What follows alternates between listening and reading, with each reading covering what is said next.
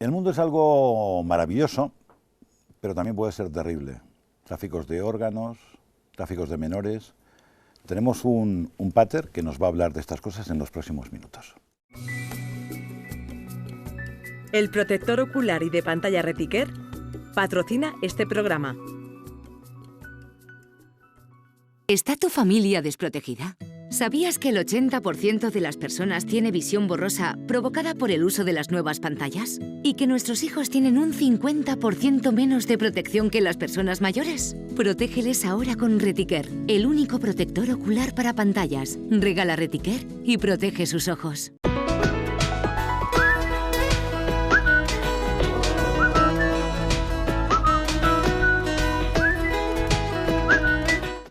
Tenemos con nosotros un capellán castrense, que yo no sé si ahora es misionero, que tiene una historia muy interesante, compleja, dura también. Nos referimos al padre Ignacio María Doñoro, que es capellán castrense, ha estado en la Guardia Civil, estuvo en Echaurrondo en esos tiempos duros de mucho terrorismo, siempre ha estado dedicado a los demás. Y en un momento determinado su vida da un cambio, sigue evidentemente siendo sacerdote y está en lugares del mundo donde pasan cosas terribles. Bueno, vamos a hablar de ello y qué podemos hacer nosotros también para echar un cable si es posible. Padre Ignacio María Doñoro, bienvenido a la Conexión Vida. A ver, ¿qué hace un hombre, para adentrarnos un poquito, ¿no? Para empezar la historia? Un capellán, pero que es castrense. Sí. ¿Qué hace, primero, en este caso, y permíteme que te tutee, Sí, a Ignacio que se haga cura y que se haga guardia civil o militar en su momento? Sí. Bueno, pues los capellas castrenses tenemos como misión atender a las personas que están al servicio de los ciudadanos, en este caso de los militares, de los guardias civiles y de los policías nacionales. Entonces yo ingresé como capellán militar, pero lógicamente no estaría donde estoy si no tuviera una excedencia, entonces no puedo decir que soy ex capellán militar, porque lo sigo siendo de corazón y de razón, sino que estoy en una situación de excedencia. Porque el origen, según me comentaba el padre Ignacio antes de esta charla, era por ese acercamiento a las víctimas del terrorismo, eso fue lo inicial, ¿no? Sí. Bueno, yo ahora si digo al de las cámaras que soy de Bilbao, pues más de uno se va a asustar, entonces decir, Dios mío, qué horror no ser de Bilbao. Pero he tenido la inmensa suerte de ser de Bilbao, pero la gran desgracia de vivir en mis propias carnes lo que eran las consecuencias de la barbarie terrorista. Y entonces dentro de mí siempre hubo una vocación, una decisión de apoyar a las víctimas del terrorismo, y quizás pues esa fue una de las grandes razones por las cuales ingresé de capellán militar y después pedí los destinos más cercanos, ¿verdad?, al País Vasco, ¿no? Porque según lo que he podido leer yo, es que ahí empezaba un poco esa labor, que yo la he vivido también haciendo la mili, que, bueno, pues que llevaban chavales desarraigados, sin cultura, sin saber por dónde iban, y ahí estaba el pater haciendo un poco de las suyas. Era hermosísimo, ¿no? Teníamos una escuela de alfabetización para chicos que no tienen grado escolar, teníamos una serie de, bueno, pues una serie de mecanismos para mejorar aquellas vidas, ¿no? Especialmente, y últimamente en los últimos años de mili en España, pues llevan pues gente pues muy necesitada, ¿no? Es cierto. Y esa, ya que estamos puestos a hablar, y si no, pues otro día continuamos porque esto tiene para mucho. A ver, yo eso lo viví y algo positivo tenía la mili. Otros decían, he perdido un año de mi vida, pero había gente que les sirvió para salir adelante porque lo que había que ver, gente que no sabía ni leer ni escribir. Sí. Que luego se supone que la educación ya está al alcance de todos, pero yo tengo mis dudas también, ¿no? Si eso se ha mejorado, obviamente, pero todavía se podía seguir mejorando, ¿no? Sí. Bueno, yo luego después tuve la Guardia Civil, entonces ya no hablamos de mili, sino que eran personas que estaban dando la cara por nosotros, estaban defendiendo nuestras libertades, estaban incluso defendiendo a aquellos que les atacaban, ¿verdad? Y tuve la inmensa suerte de estar en el cuartel de la Guardia Civil de Echaurrondo. Yo suelo decir que estuve con los mejores hombres y mujeres de España, ¿no? Y luego ya pues estuve en la Academia de Aranjuez y de ahí pues tomé la decisión de que a la vez, porque yo a la vez que que estaba de capellán militar, yo compaginaba esa labor pues, con misiones concretas, ¿no? que hablaremos después, ¿verdad? Bien, pero lo que no... ahí tomé la decisión ya de dejarlo, ¿no? y pedí una excedencia. Pero siempre se puede volver, ¿no? A mí me llama la atención porque ustedes recordarán la noticia de que Benedicto XVI, de pronto, pues alguien le pone, o se pone él, mejor dicho, pero alguien le lleva un tricornio.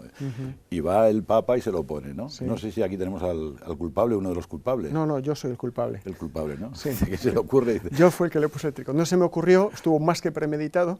En ese momento hubo que decir pues, que fue una... En fin, pues había que las noticias no es que sean verdad ni mentira, sino se dice parte de lo que interesa que escuchen los demás, ¿no? Pero lo que sí es cierto es que era una situación también un tanto curiosa dentro de la Iglesia del País Vasco, no voy a hablar de ese tema, pero se necesitaba, ¿no? Se necesitaba ver a un Papa con un tricornio, se necesitaba ver que la máxima jerarquía de la Iglesia estaba al lado de la Benemérita, estaba al lado de los que más sufren, y realmente pues costó, pero se consiguió. Antes lo había intentado en otros sitios. Pero ¿fue el Papa el que decidió, me lo pongo, o alguien decía, bueno, pues... De eso no me acuerdo, hace muchos años ya. Pero el caso es que se lo puso, ¿no? Bueno, eso entra dentro de la... Es pura anécdota porque pertenece a otro capítulo. Sí, pero bueno, pero ahí está, ¿no? Sí. Bien, hay un momento que el padre Ignacio María Donsoro descubre... Doñoro, perdón. Doñoro. Descubre cosas, ¿no? ¿Dónde empieza ese periplo por las cosas que le pasan a niños, a jóvenes en diferentes partes del mundo? ¿Dónde empieza? Sí, pues empieza en Inchaurrondo. Empieza en Inchaurrondo hace pues, casi 20 años, ¿no? A mí unos amigos me dan un dinero para comprar juguetes para los Reyes Magos de los niños, ¿no? Un dinero que era desproporcionado, no me acuerdo ahora, estaba pensando en pesetas, que eran términos de pesetas, creo que son 18.000 euros o 20.000 euros. Habría que mirar de vez en cuando, que las cosas parece que nos cuestan poco. Hay que recordar las pero, pesetas, ¿no? Yo me acuerdo que eran pesetas. Sí, pero los sueldos siguen siendo... Y lo cierto es que bueno, pues los niños del cuartel de Inchaurrondo no necesitaban ese dinero, no necesitaban tantos juguetes.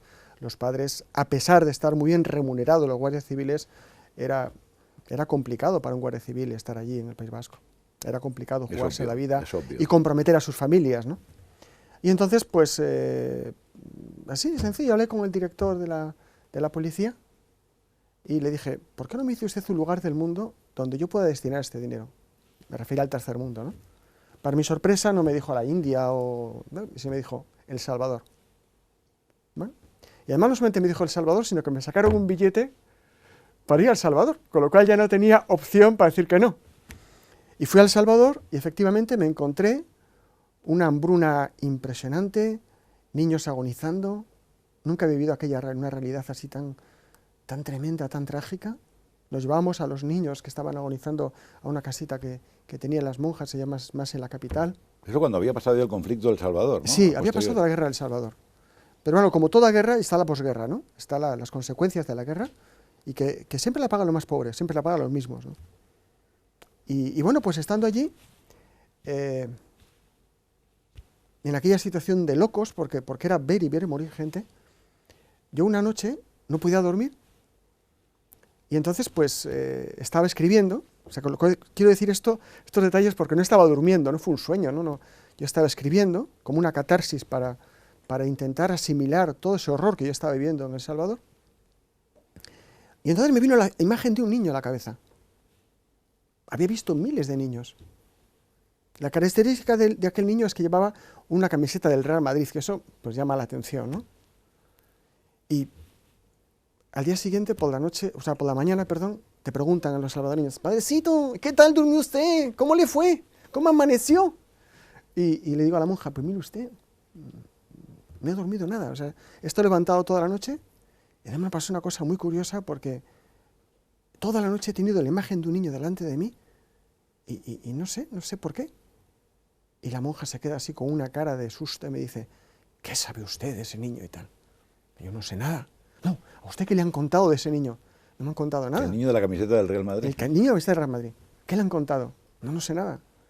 Y entonces había una monjita que estaba acompañándonos.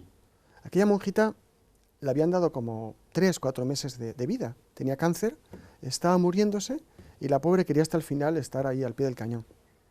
La Madre Rosa. Y entonces dije, bueno, pues esta es la que me va a contar a mí. Siempre una monja chivata, ¿no? La monja chivata. ¿Quién es? Me fui a la monja chivata y le pregunté, ¿qué pasa, no? Me ha pasado esto y me dicen que no me pueden decir nada. ¿Qué pasa con ese niño? Y aquella pobrecilla se echó a llorar y me dijo que, por favor, que no dijera nada, que le habían vendido para tráfico de órganos.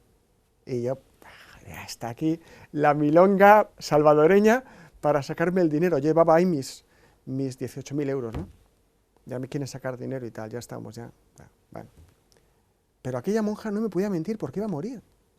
Y su reacción no era una reacción normal, era realmente una reacción de dolor. ¿Y quién lo había vendido?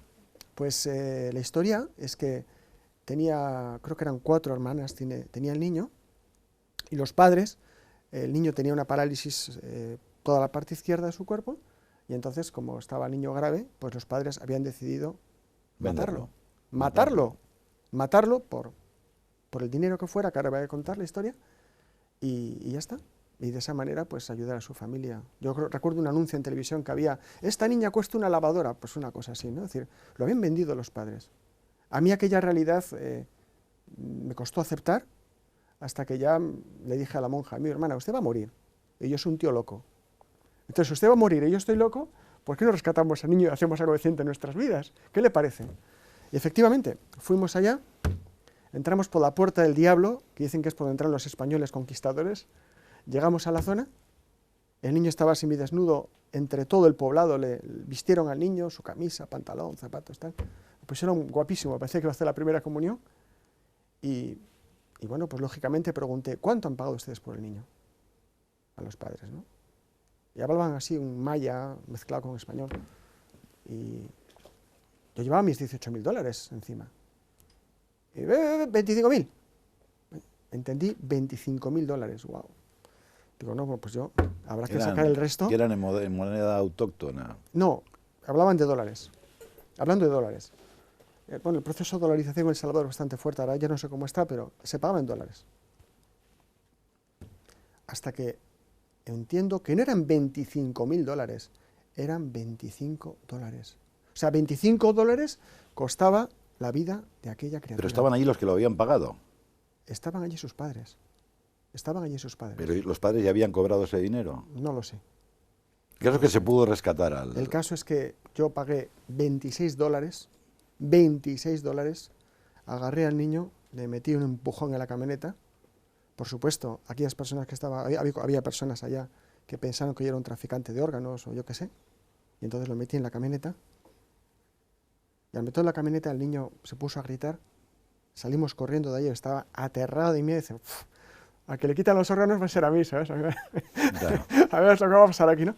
Y entonces, pues sí, o sea, salimos corriendo, yo le tapé la boca, el niño se orinó encima, de terror, y le dije, soy sacerdote, vengo a rescatarte, ¿cómo te llamas? Me llamo Manuel, me dice. Pues Manuel significa Dios está con nosotros, no tengas miedo. Entonces salimos corriendo, lo llevamos a una clínica. Al entrar en la clínica, el niño, el pobrecito, con 14 años tenía, se vuelve a orinar de miedo, con lo que significa para un adolescente el tener esa reacción y el darse cuenta. Y lo llevamos al médico, y en el médico, y quiero contar este detalle porque para mí es importante, ¿no? Explicar un poco lo que ha sido mi vida después. Pues el médico le dijo, pues quítate la ropa, ¿no? Y en ese momento el niño empezó a temblar, a tiritar. Lo agarré fuerte, le abracé y le dije, Manuel, te vamos a rescatar, nadie te va a hacer daño, hijo, nadie te va a hacer... Voy a dar mi vida por ti si es necesario, nadie te va a hacer daño, nadie. Y le dije al médico, usted no puede, por favor, ocultarle, pero no le quite la ropa. Ah, no hay problema. Y en ese momento el niño me miró y, wow, me miró de tal manera que yo dije, oh, Dios mío, ¿ahora qué va a ser de mi vida? Porque me miró con tanto cariño, me miró con un amor tan profundo, que yo realmente puedo decir que yo vi ahí la mirada de Dios. Yo vi ahí la sonrisa de Dios. Yo vi el agradecimiento de Dios. Y yo dije, Dios mío, pero si mi vida estaba muy montada, yo estaba con la Guardia Civil, tal, cual, pascual. ¿Qué hago aquí, no? Y ahora mi vida, porque después de este niño habrá un segundo, y habrá un tercero, habrá un cuarto. ¿Y qué fue de ese niño? Bueno, pues sí, ese niño costó muchísimo más, se recuperó en una semana, son cuerpos que nunca tuvo ninguna medicación, se recuperó de su parálisis y luego hubo que hacer piruetas en el aire para poder registrarlos. Es otro tema, ¿no? Del tráfico de menores, es porque no existen para el Estado. Entonces rehacer una partida de nacimiento con declaraciones juradas y tal fue mucho más complicado que tal. Y curiosamente ese niño, que no es normal que lo agradezcan después, curiosamente años después, a través de otra monjita y tal, me escribió una carta y tal, o sea que ya no sé esa carta dónde estará, porque han pasado ya tantos niños. Pero que vive que felizmente, sí, está vivo, gracias a Dios, ¿no? está bien, sí. Le recuerdo que esto es, aquí hablamos un poquito de nuevas tecnologías y hablamos de la vida, porque este programa se llama Conexión Vida.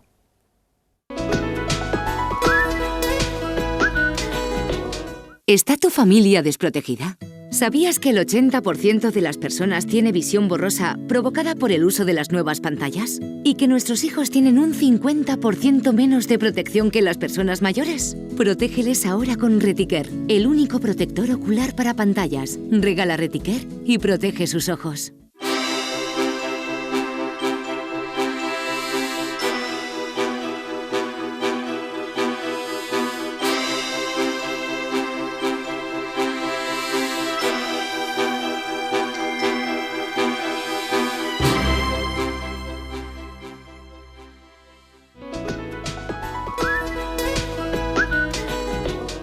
Estamos hablando con un ser peculiar, esa es la verdad. El padre Ignacio María Toñoro, él mismo dice, estoy loco. No, está a favor de los demás. Eso fue, estábamos hablando de esa experiencia en El Salvador, que supongo que continuó, que alguna vida que otra se iría salvando, que otra no, porque toda la vida tiene su importancia, ¿no? Sí. Pero hay más cosas en el mundo. Estamos hablando de tráfico de órganos, estamos hablando de, que yo no entiendo, como los gobiernos sean tercer mundo o no tercer mundo. Los gobiernos tienen que estar para algo, ¿no? Para ayudar a los semejantes, para evitar que estas cosas pasen. Yo nunca lo entenderé, ¿no? Pero luego nos vamos también al norte de África, ¿no? Bueno, después tuve la inmensa suerte de poder trabajar en Colombia. Colombia. ¿Qué pasaba en Bogotá? Colombia? En Bogotá había una realidad terrible en Bogotá por toda la situación de conflicto, digamos, no sé cómo definirlo, la palabra conflicto me parece muy suave lo que se está viendo en Colombia, ahora mismo otra vez. Pero la guerrilla, el tema del narcotráfico, todas estas cosas, absolutamente, ¿no?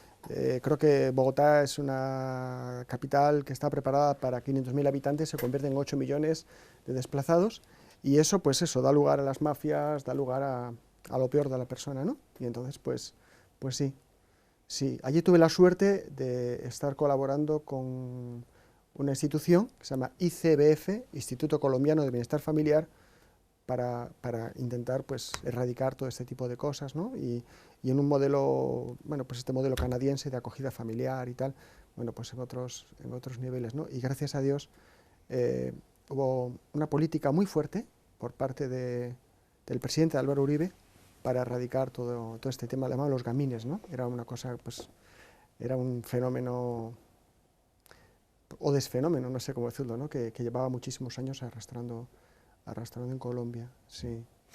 Pero, claro, dicen, ¿y este cura qué hace aquí?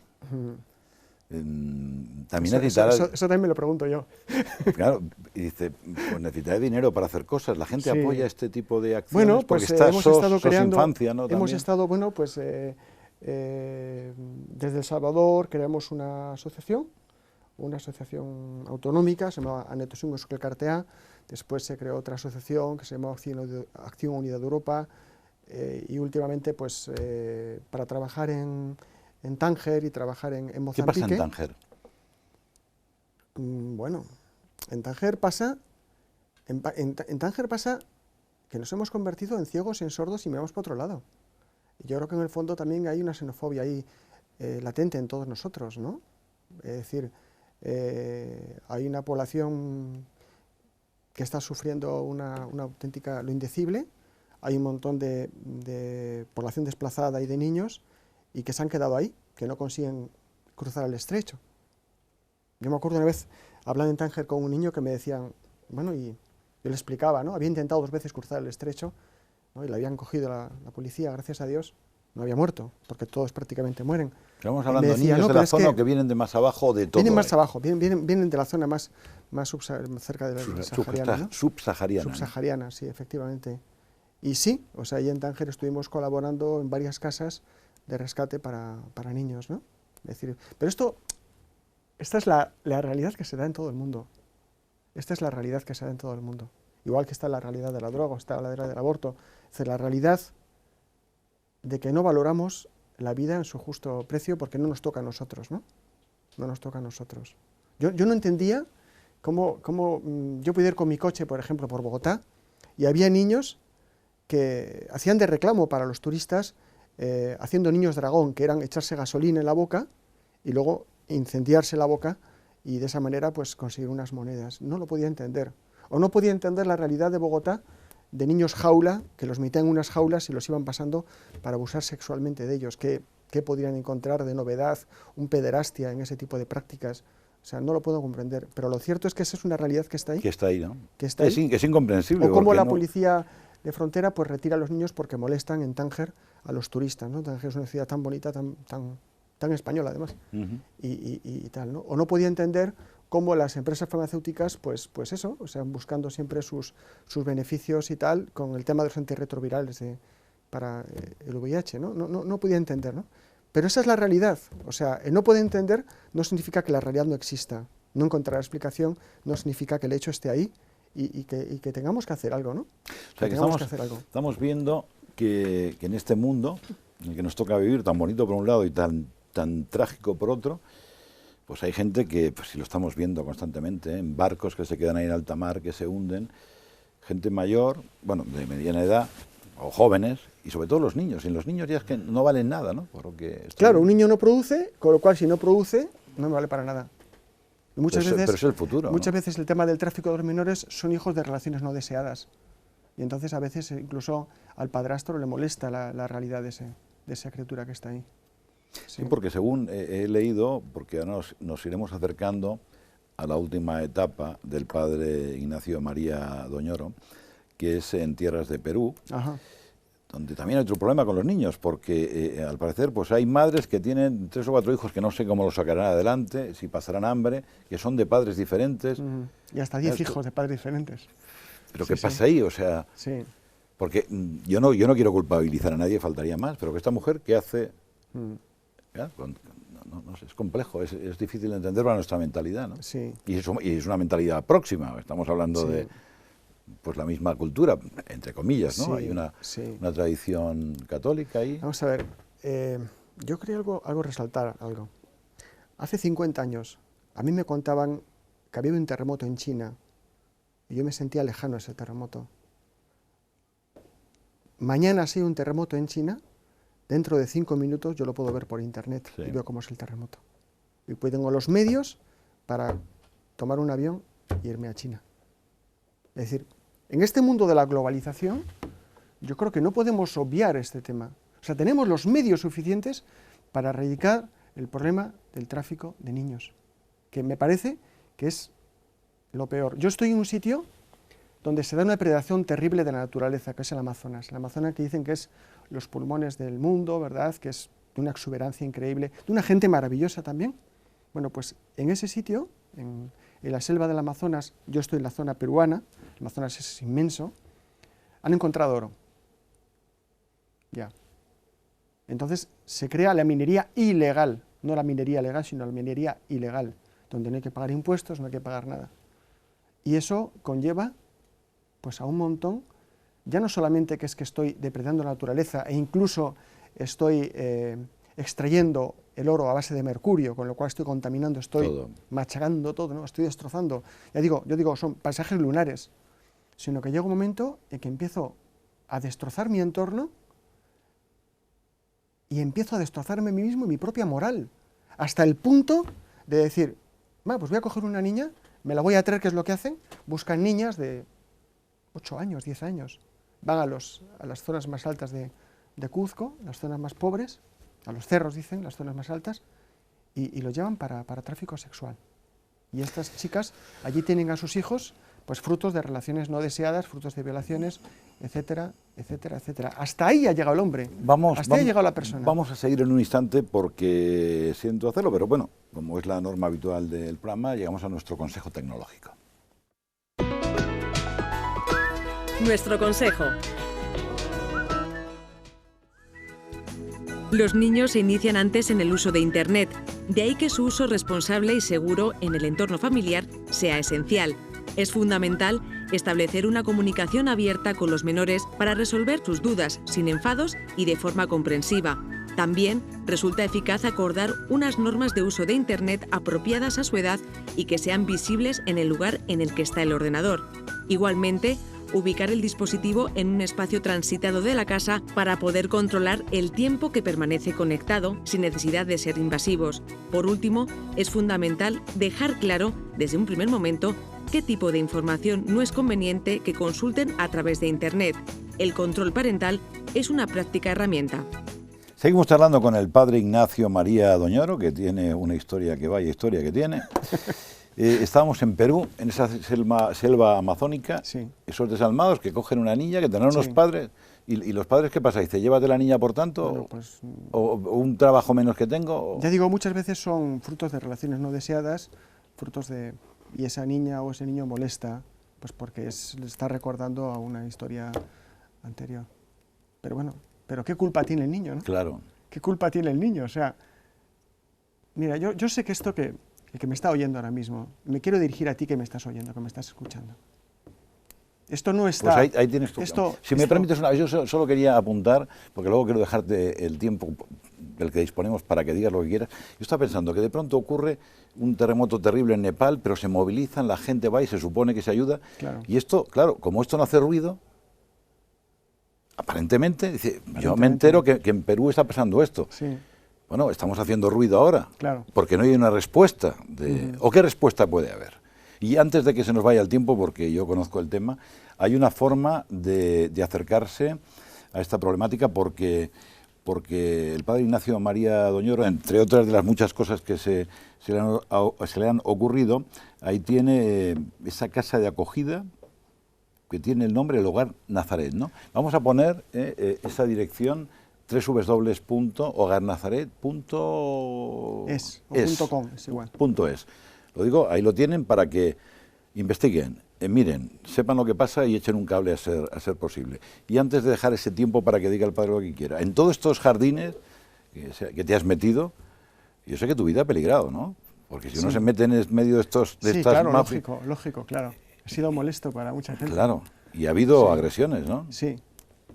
Me he enterado que no sé, que te quedaste con la espalda y él Sí. con la espina dorsal. Bueno, ahora me está curando el médico, un médico fantástico, está aquí en Madrid O precisamente. sea, no es que vaya él en la allí de fiesta. caballero andante, mira que yo... No, no, Sí, que encima Claro, se peligra. Claro. Pues hay que tener reaños, ¿no?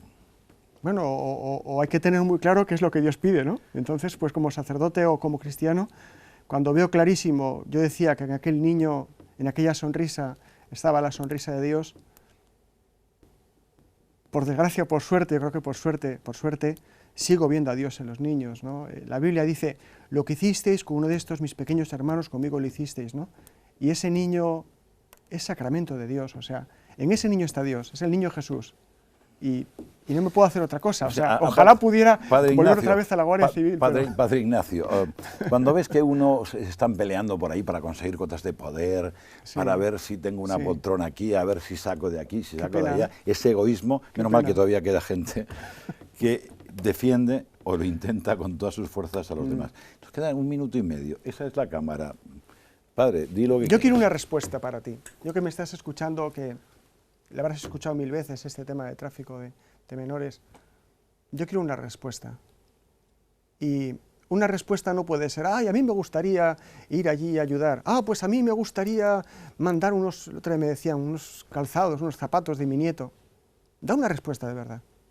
Atrévete a dar una respuesta de verdad. Atrévete a cambiar el mundo. Yo ahora contando la historia de El Salvador, me acordaba de la película esta de Lista de Schindler, ¿no? que parafrasea al Talmud cuando dice que yo no puedo cambiar el mundo, pero sí puedo cambiar el mundo de una persona.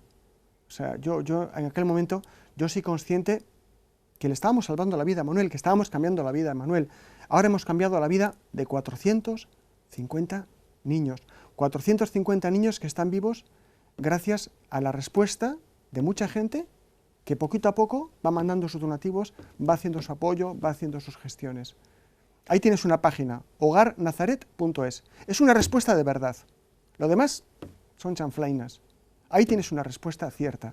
hogarnazaret.es. Ahí tienes unos medios, ahí tienes un montón de relatos que además pues creo que pueden ayudar a entender la realidad. No son exageraciones, no son fábulas, no son cuentos, son realidades, historias concretas de niños. Ahí tienes fotografías y ahí tienes también un crowdfunding, tienes una manera de poder hacer tus ingresos, de hacer tu donativo. Esa es una respuesta de verdad. Las lamentaciones no sirven para nada. No se trata de que des mucho o des poco, se trata de que te des.